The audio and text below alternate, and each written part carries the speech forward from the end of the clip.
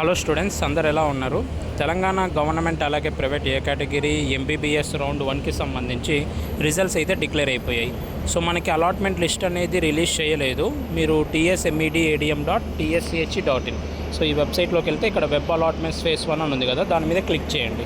Click చేయగానే ఇక్కడ students download provisional allotment అని చూపిస్తుంది కదా, దాని మీద క్లిక్ చేయండి. ఆ తర్వాత ఇలా చూపిస్తుంది మీరు డబ్బులు పే చేయాలి అని.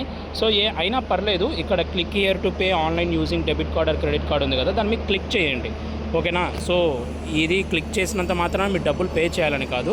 నెక్స్ట్ స్టెప్లో మళ్ళీ మీ డీటెయిల్స్ అడుగుతుంది, roll number, rank, mobile number, registration number.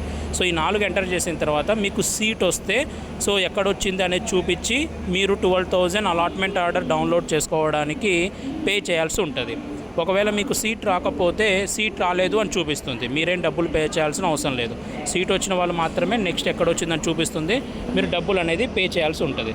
అలాగే నెక్స్ట్ ఇక్కడ డౌన్లోడ్ రిసిప్ట్ ఆఫ్ సర్టిఫికేట్స్ అని ఉంటుంది సేమ్ వెబ్సైట్లోనే, అది కూడా డౌన్లోడ్ చేసుకోండి. ఎందుకంటే మీ కాలేజ్ దగ్గరికి వెళ్ళినప్పుడు అది అడుగుతారు. ఓకేనా? డౌన్లోడ్ రిసిప్ట్ ఆఫ్ సర్టిఫికేట్స్ మీద క్లిక్ చేసుకొని మీరు roll number, registration number, captcha అవన్నీ ఎంటర్ చేయండి.